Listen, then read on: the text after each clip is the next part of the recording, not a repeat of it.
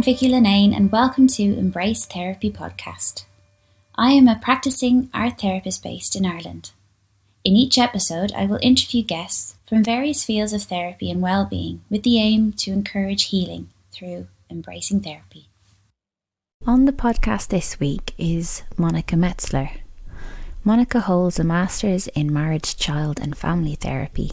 She is based in Portland, Oregon, where she provides expressive arts therapy to youth, couples and families of all configurations. Monica is a lifelong musician, songwriter, performer and producer. Monica also performs under the musical moniker Forest Vale. The latest release, Ritual Light, can be found in all good streaming sites. It was a lovely conversation with Monica and I do hope that you all enjoy it. Without further ado, here is Monica Metzler. Hello. Hi, nice to meet you. It's a pleasure, a real pleasure. I love connecting in this way. It's so special. Yeah. It's very special, and I love the synchronistic, just sort of random chaos magic of it all. Oh, me too. It's just incredible. I've just been listening. I've been throwing myself into your music and loving it, really loving it. It's just gorgeous. So there's so much to touch on today, Monica, and I don't know where to begin. So where are you now? Let's start with that. Let's introduce ourselves in geography first. Whereabouts are you? Sure, yeah.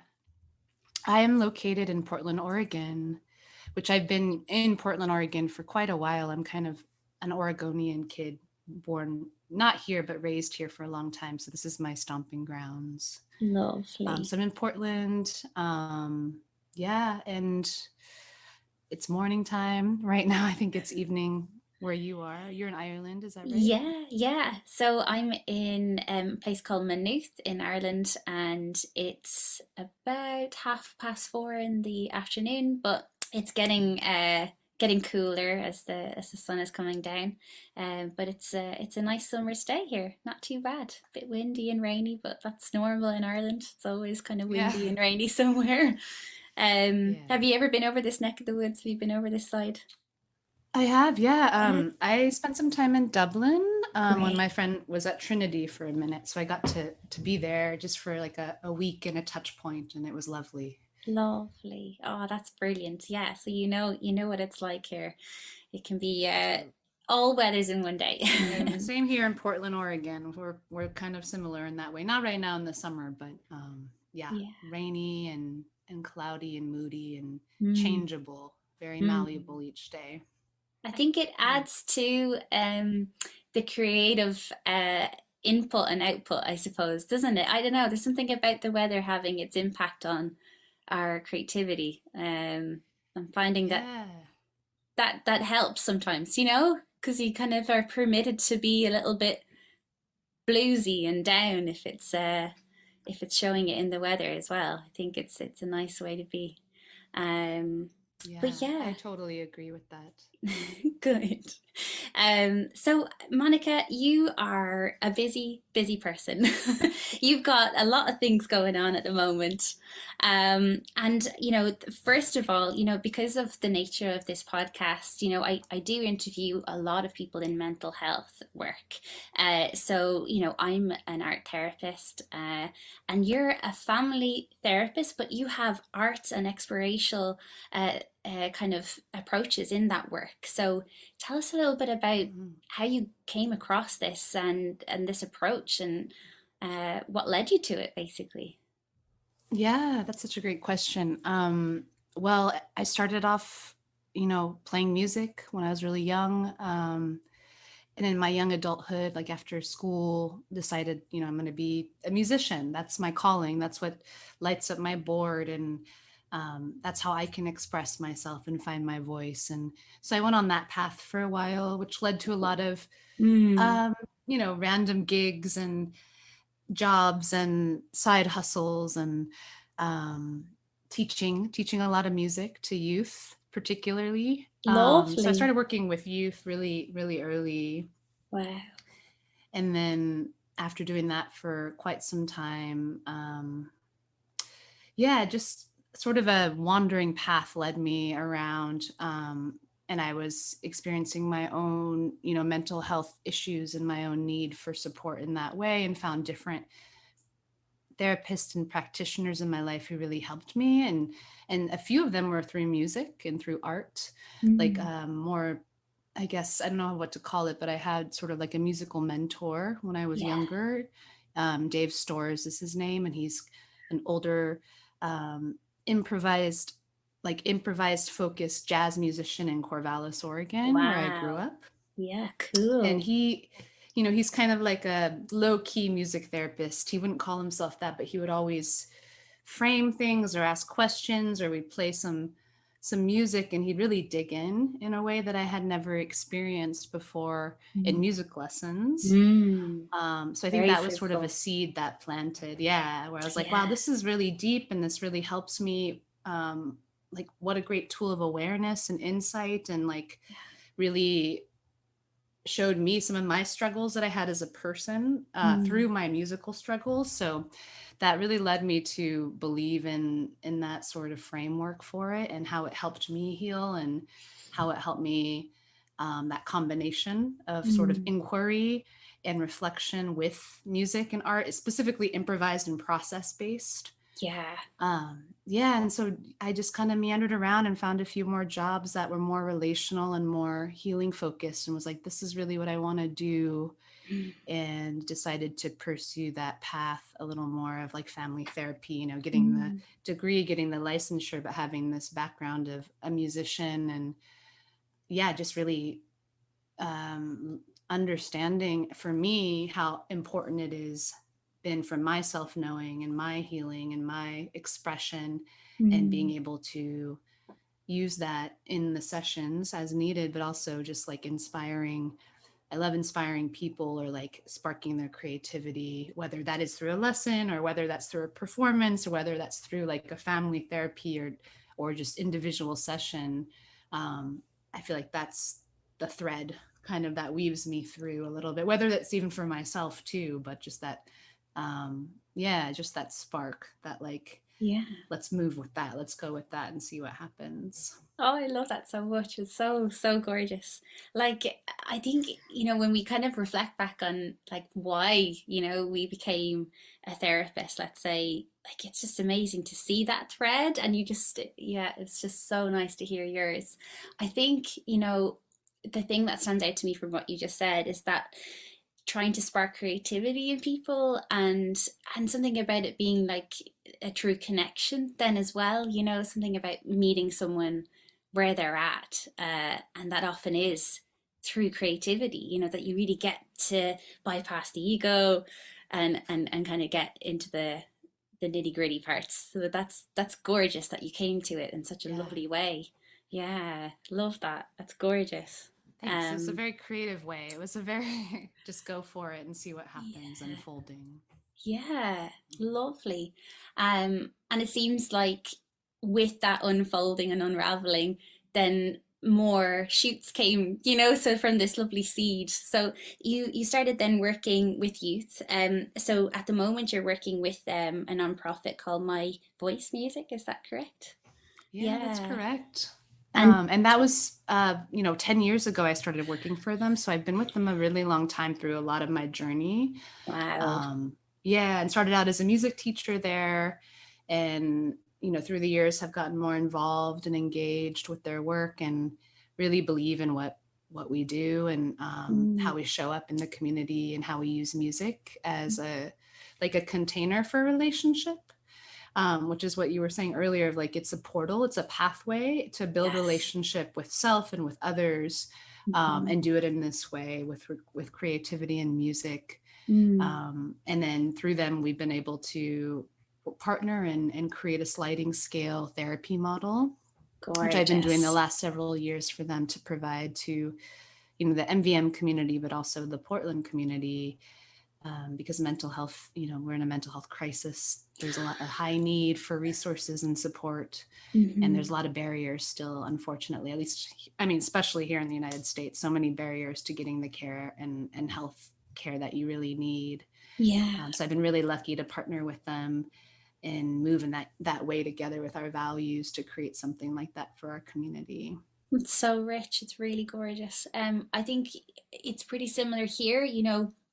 I presume that with the nature of your work, that people probably can't claim that on their insurance and things like that. So No. it's the same here. So it's like Yeah. this privilege kind of thing as well. Then, so like I can't claim it back, so therefore I need to have this expendable, like I have this money that I can kind of spend. So it's great that the sliding scale, I do that in my work too. And it's hard, because like, sometimes you're kind of looking at your wage at the end of the week, you're kind of going, oh, it's pretty tight this week, but at the end of the day, you're creating this service, you're creating this ripple effect, and it has to happen. I'd rather be creating ripples than nothing at all. So it's lovely to have a part of that change. And it sounds like the work you're doing, like it's just lovely to hear it. And what kind of age group then would you work with? Yeah, I work with a variety of ages. Our organization serves like 9 to 24 young adults. So, and in my practice, it's the same thing. I have a span Mm-hmm. of youth I work with from like 7, Mm-hmm. years old up to young adulthood, up to couples and adults. So really it varies a lot, but I find currently I have a lot of teenagers, Mm-hmm. which is, I really enjoy working with them. I feel like it's such a juicy time. There's a lot happening in that, for them and for, transitions and growth.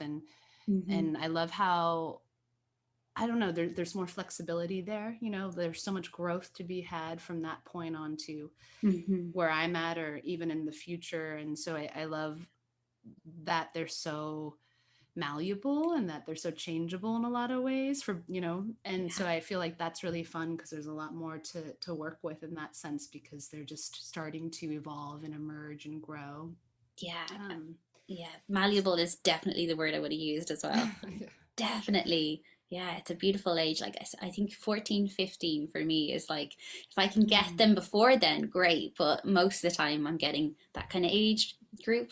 cool. And yeah, it's really cool. Like, I really love the work. Like, it's just gorgeous. And there is something about, like, there may be a defiance or something for a short while, but creativity, like, they want it. They want, to be creative. They want to have some outlet. So that self-expression part, we're kind of lucky in that way that we have the skills to kind of get to that part quite quickly, like, introducing an instrument, introducing some materials. Yeah, it can be a nice gentle approach, so it works, so Yeah, exactly. And I find it to be so effective, especially mhm. for anybody, but as a teen, because they're forming their identity, Yeah. they're really wanting to explore, and having a way where you're not just staring at each other, like, let's talk, let's like Hmm. work this out. There's something about being able to look at a piece of art, being able to doodle, being able to do something together in the room,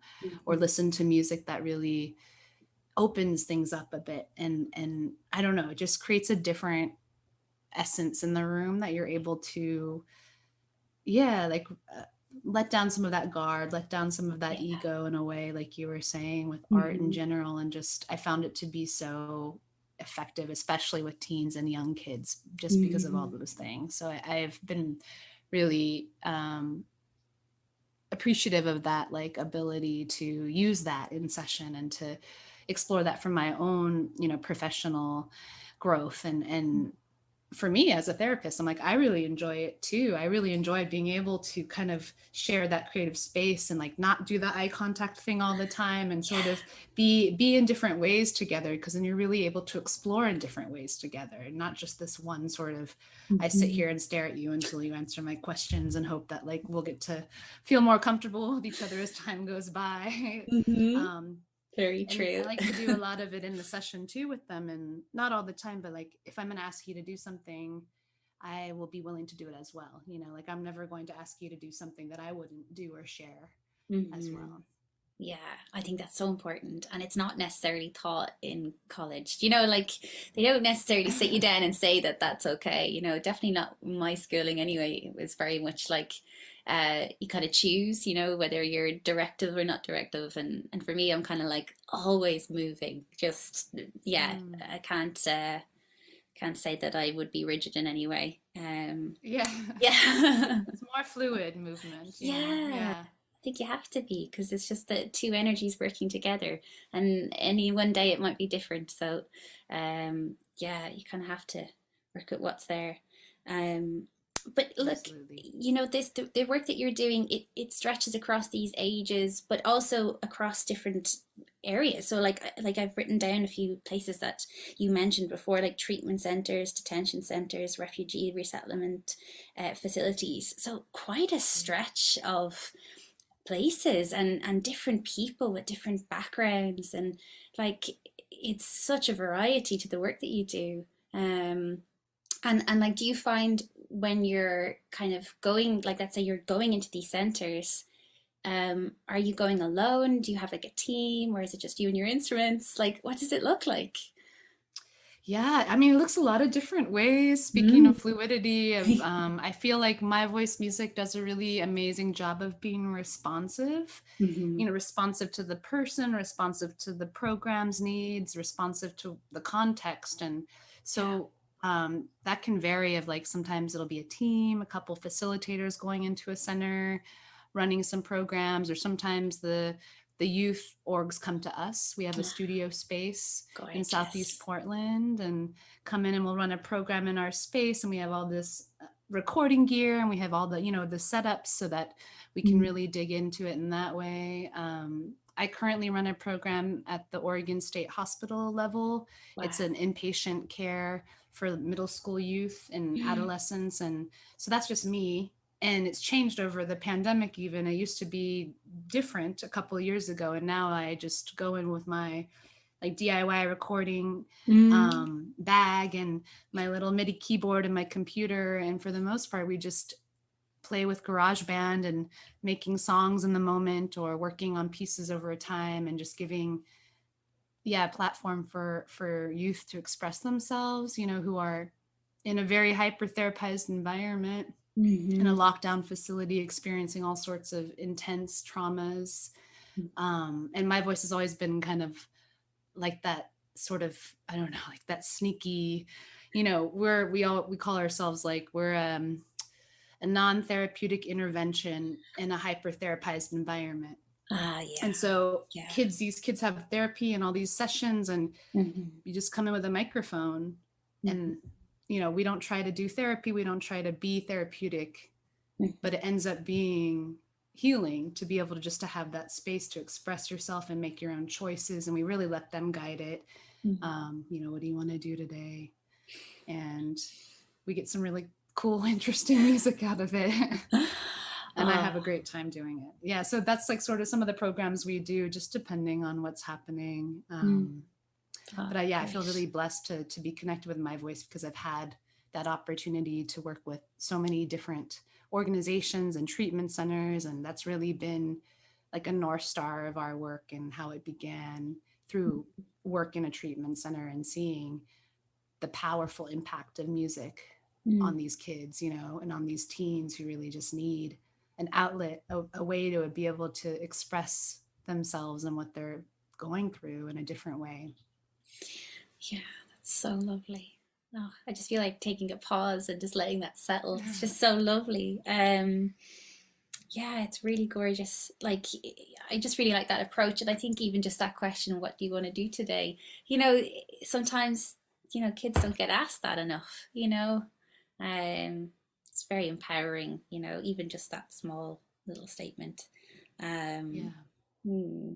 So as well as that, I came across that you have jams for camps. What exactly is that? Because it sounds really interesting. Is it like a camp that you were organizing with my voice music, or is it something different? Yeah, so we do summer camps. Rock Gorgeous. camps Cool. is one of our program. Yeah. And Yeah. so we're right in the middle of it right now. So we do five Yeah. or six, in more intensive summer camp weeks where kids can come in and kind of try things on, in a full week experience. They will form a band, write songs with other people, record them, and then perform for their family and community at the end, all in 1 week. Wow, And super. yeah, it's amazing. They make posters, they do, photo shoots, and we try to give them that whole experience to connect them with music and hopefully like spark and ignite Mm-hmm. that desire and passion for creativity and expression. And so that's our summer programming. And Jams for Camps is a fundraiser we do every spring to Ah, raise money for those camps, because we, as an organization, accessibility is really key and important for us. We're really centered on that. So mm-hmm. we, give away like 80% of our programming, whether that's full tuition scholarship or sliding scale. And so we have to do a lot of fundraising for that. So the Jams for Camps is like, come see some great music, eat some pizza, see what we're up to, and we'll raise money for these summer camps, because 80% are sliding scale or full tuition scholarship a lot of the times. Oh, that's really great. Gosh, I didn't realize that that's what it was. It's really lovely. We don't have anything like that here. We have like, Mm.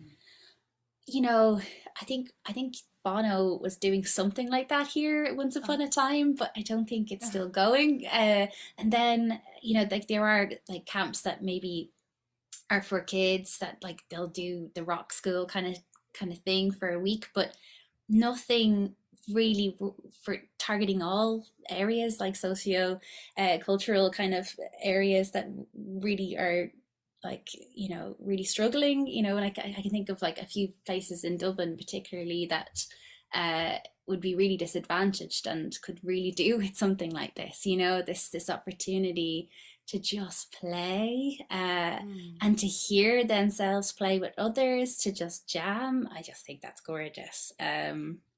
Yeah, that's really lovely. um Yeah, it's a magical yeah, experience. If and I wish there was more of it, in the world. And yeah, I, even as growing up here, I didn't have that access to it, and I've seen it sort of bloom and come up recently, and it's an amazing thing where I'm like, yes, there's all sorts of camps where you yeah. can go learn, Led Zeppelin, or you can come here and have no musical experience and Mm. just create something weird about your cat named Noodle.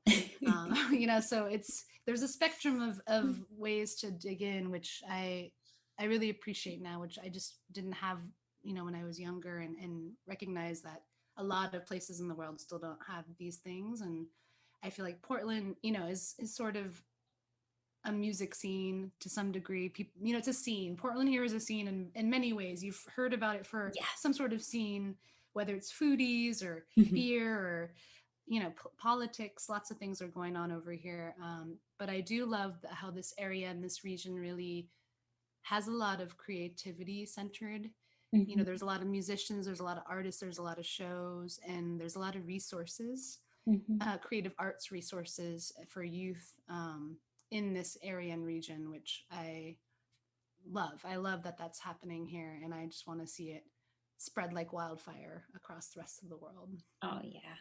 I think the number one person that I think of with Portland, Oregon is an artist called Flora Bowley. Um, Hmm. she's really amazing, and she's the one that I think of whenever I hear Portland, Oregon.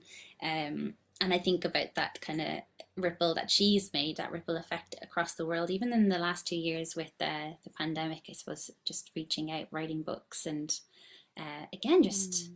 spreading that spark that you just mentioned a few times.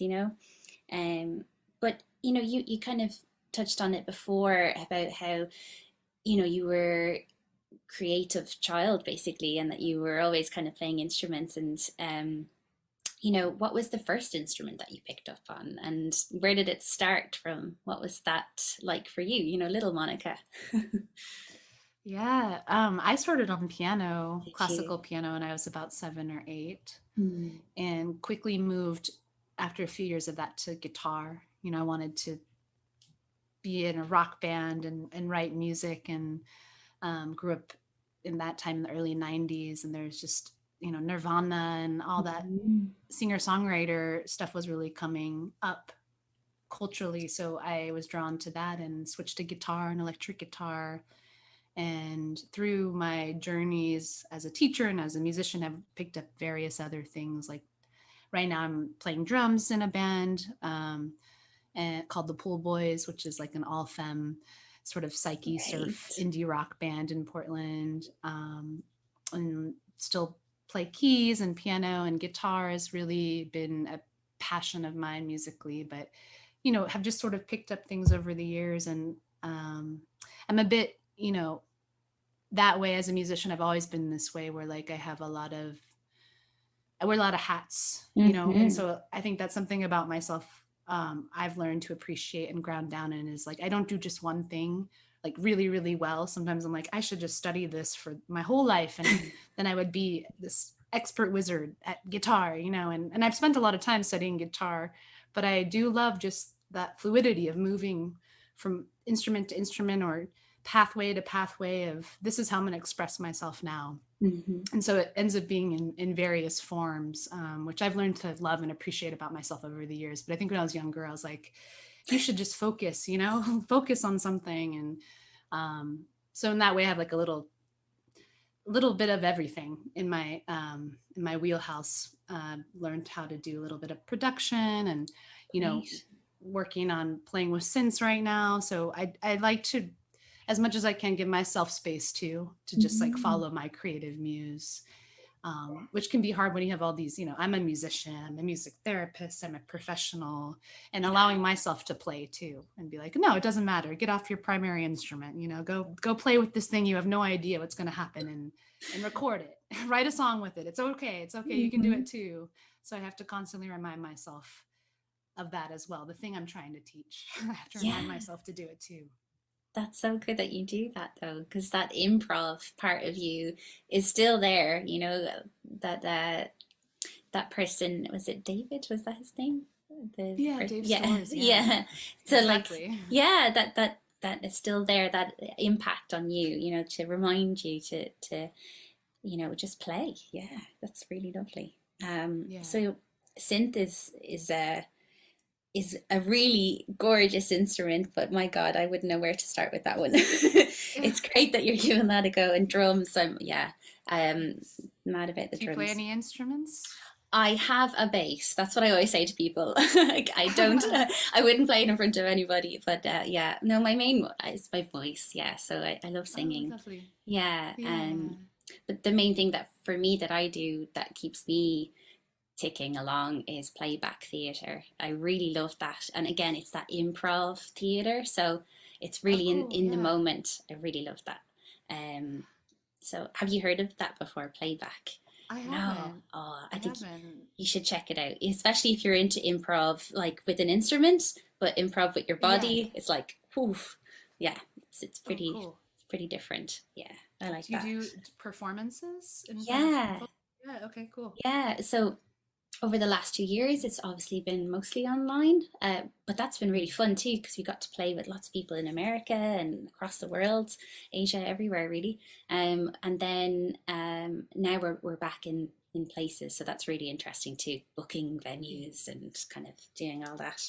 Amazing. Yeah, it's important. It's important to remind yourself to play and to be uncomfortable and vulnerable.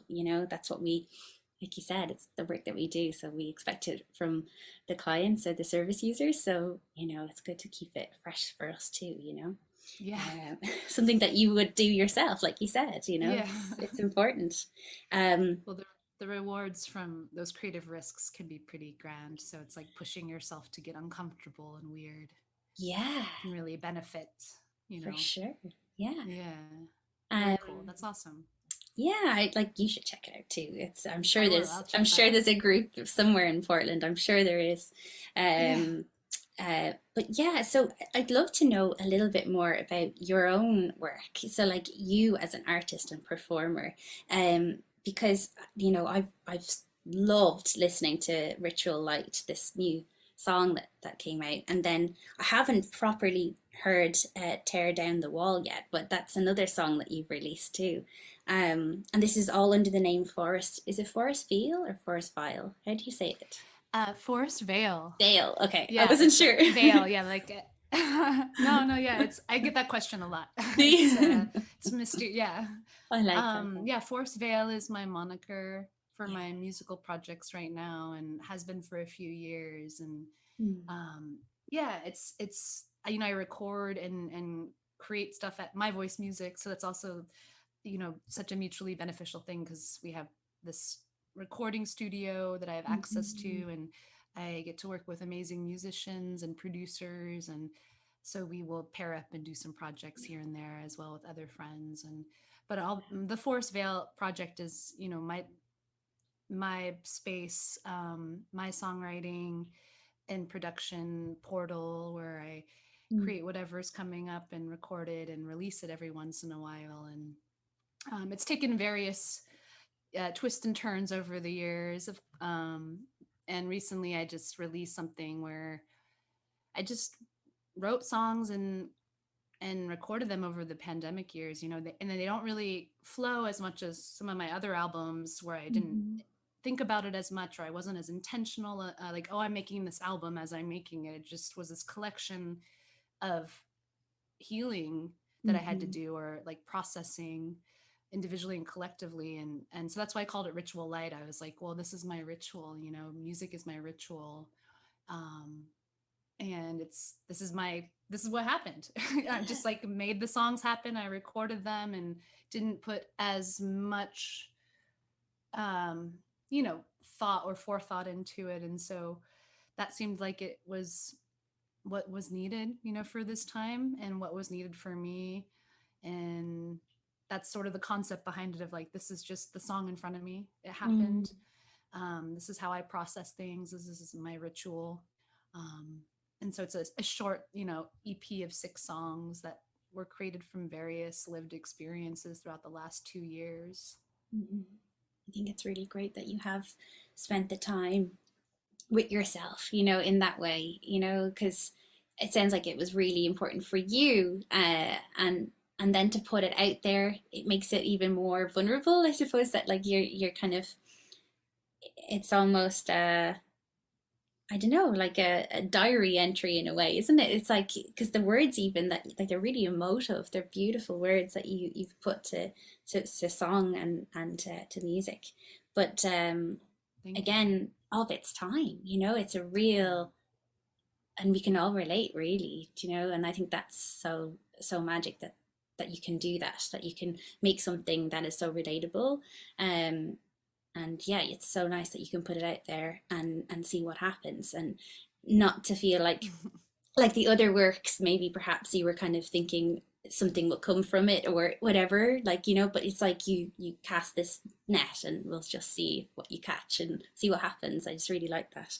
um yeah, Ritual Light is Yeah. such a beautiful name for it as well, really lovely. um and there is Thank like, you. thank you, you're welcome, yeah, no problem. But I really like that you can like have this community of artists and creators and musicians, and that you can just decide to kind of jam together and see what happens. I think that's something, it would be quite common in Ireland, really, that there would be sessions where people would kind of get together and jam. But I suppose a lot of it's kind of dying out now. I don't know if it's just because we're always like plugged in and, tuning out of each other and connecting in a very different way. But it's great that you have that, that space is already there, and that you can just go and tap in and, yeah, and see what happens. It's really Yeah. lovely. Yeah, absolutely. Thank you. Yeah, and Mm. I mean, I think it's changing Mm-hmm. and morphing as the pandemic has really changed and morphed a lot, and I think some of that is the music and the jamming, and Mm-hmm. I'm seeing a little bit of a resurgence. But it's also changed here too. There's not as much access to that. You really have to create those spaces for yourself or for others, or show up, put yourself out there. And Mm-hmm. yeah, I'm hoping that it will continue to resurge and reemerge, because I think that's such a beautiful piece of Mm-hmm. understanding and being, in play, like, is throwing yourself into these jams and these improvised situations. And so yeah, I really love that. I really love the Mm-hmm. feeling of that, and the connection and the community. And it's just been harder to access like a lot of things recently. Yeah, yeah, definitely. Um, but yeah, so what do you hope for the future for yourself? So, the work that you're doing great work, and the sliding scale again, it's making it more accessible to those that maybe wouldn't seek help or couldn't access it. Um, Mhm. but in your own, even coming from the context of like you performing, and in the community, like I don't know, is there something there that you could do even yourself as a performer, not necessarily with the therapist hat on? Do you feel like that's a part that could Oh yeah, flourish? I I have all sorts of shy dreams, Mm-hmm. in all the realms, you know. I think I'm always like wondering about myself of like what direction, you know, I will take creatively or what will spark me Mm-hmm. next. Because I have this, you know, knowing of like, oh, songwriting and using my guitar and using my voice, but there's a piece of me that's like excited about something completely different all the time, or like wondering what will come through next. And so yeah, I have these visions of doing something different, like completely different. Mm-hmm. So right now my creative process, I'm trying different things and showing up and with curiosity of like, well, let's try something weird and different, and maybe I can write and perform in this way. So I have like a loop pedal, and I'm getting more Yeah. into the sort of the synthy, um, weirder realms technologically with music. And so Mm-hmm. there's a part of me that's like, well, what if I just run with that and like kind of Yeah. leave the folk singer songwriter thing, which has been so embedded in my identity and who I am, and I love it. And also I'm like, well, maybe now it's time to do something Mm. completely different. And I feel like that's just happening in the world and culturally, and Yeah. um, everything. I just feel this need to rebirth and change a bit. Yeah. And so that's musically, and that's also professionally. And um, you know, I always had this vision of like, I think it'd be so cool to combine like family therapy, which I haven't done yet, with being a rock band, like putting a family in a session Yeah. into like, we're going to improvise as a rock band and we're going to write a song together, because that's what we do at our camps and with our youth. And there's so much that comes through that, and so much connection, and Mm-hmm. so much that surfaces about the dynamics. So I Yeah. have this curiosity to know like, what would it be like to do some sessions just Mm. as a family rock band and use that as a therapeutic Wow. inquiry into what's going on, and seeing if that could be something. So I've always had that curiosity and think it would just be really fun and really interesting to do something like that. You must. You Basically a rock must. camp for families. We're gonna do. Yeah, you I should know. totally do that. Oh, it'd be so gorgeous. I'm so into family therapy, and like, I love uh the internal family systems as well. I love Mm, like just looking at that like model, but like trying to like put it into my creative framework, like trying to make it fit, and trying to like see the theory and be like, okay, now let's break all those rules and make it something yeah. new. I really like that. So it sounds like you're onto something big there for sure. um I love that, and like doing it with drums or something as well, like it's just something so lovely about that. But yeah, that sounds very exciting. Um, and yeah, so I suppose, Monica, this has been so lovely getting to chat to you. Yeah, it's Um, been so lovely. yeah, and like if you're ever over this side of the world again, Mm-hmm. be sure to look me up. Yeah, Um, but I yeah, would love that.